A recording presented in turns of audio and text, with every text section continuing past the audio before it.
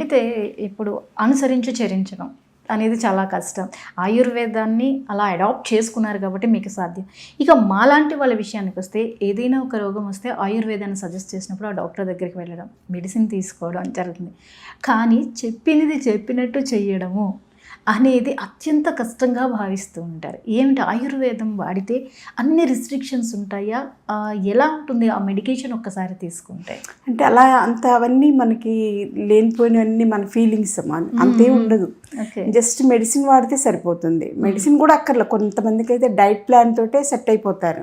వాళ్ళకి డైట్ ఇవి తీసుకోండి ఇవి తీసుకోవద్దు అని చిన్న చిన్న వేరియేషన్స్. అలానే మేము కడుపు మార్చేసేసేయడం, ఏం తినకుండా ఉండడం. కొంతమంది డైట్ చెప్తుంటారు డాక్టర్స్, ఇక వాళ్ళకి చారు తప్పించి ఇంకేం ఉండదు, కనీసం బీరకాయ కూడా తినడానికి ఆప్షన్ ఉండదు అనమాట.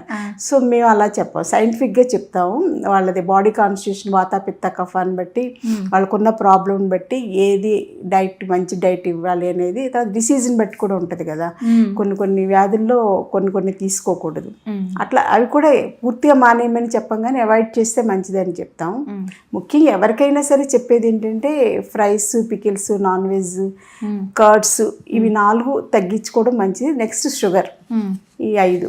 సో ఇవి మానేసేసి అట్లా కొన్ని తప్పనిసరిగా కొన్ని డైట్ ప్లాన్ అనేది మనకి భారతీయ సంప్రదాయాలు ఎప్పటి నుంచో ఉన్నాయి కదా, అవి కరెక్ట్గా ఫాలో అయితే చాలు. ఇప్పుడు కొత్తగా వచ్చే డైట్స్ అన్నీ కూడా అంటే బయట దొరుకుతున్న మార్కెట్లో ఫుడ్స్ కానీ, ఇవన్నీ ప్రాసెస్డ్ ఫుడ్స్ కానీ, ఇవన్నీ కూడా కెమికల్ బేస్డ్ కదా, కలర్స్ ఉంటాయి, అందులో ఎన్నో ప్రిజర్వేటివ్స్ యాడ్ చేస్తారు, అజెనమోటో లాంటివి ఉంటాయి, ఇలాంటివన్నీ ఎన్నో ఉంటాయి కదా. అట్రాక్షన్ కోసం కొన్ని కలర్స్, టేస్ట్ కోసం కొన్ని ఇంగ్రీడియంట్స్ వేయడం వలన అవన్నీ కెమికల్స్ కదా.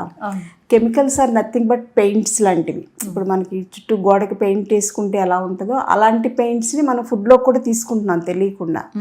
అది మనకి డైజెస్ట్ అవ్వదు, ప్లస్ మన ఇమ్యూనిటీ సిస్టమ్ని నాశనం చేసేస్తుంది. దానివలన ఇప్పుడు యువతలో ఎక్కువగా ఆటో ఇమ్యూన్ డిజార్డర్స్ రావడానికి ఈ బయట ఫుడ్స్ కూడా ముఖ్యమైనటువంటి కారణం. కాబట్టి అలాంటివి మాత్రం కొంచెం నేను మొహమాటం లేకుండానే గట్టిగానే చెప్తాను, అది మానేసేయండి, అది తింటే మీకు ప్రాణానికి ప్రమాదం, అవి నథింగ్ బట్ పాయిజన్ అని చెప్పేసి చెప్తాను అనమాట. ఆ ఫుడ్స్ నథింగ్ బట్ పాయిజన్. విషాన్ని ఎవరు తీసుకోం కదా, మీరు అవి తింటున్నారు, అవి చాలా ఇష్టంగా తింటున్నారు, ఆర్డర్ పెట్టుకుని మరీ తింటున్నారు.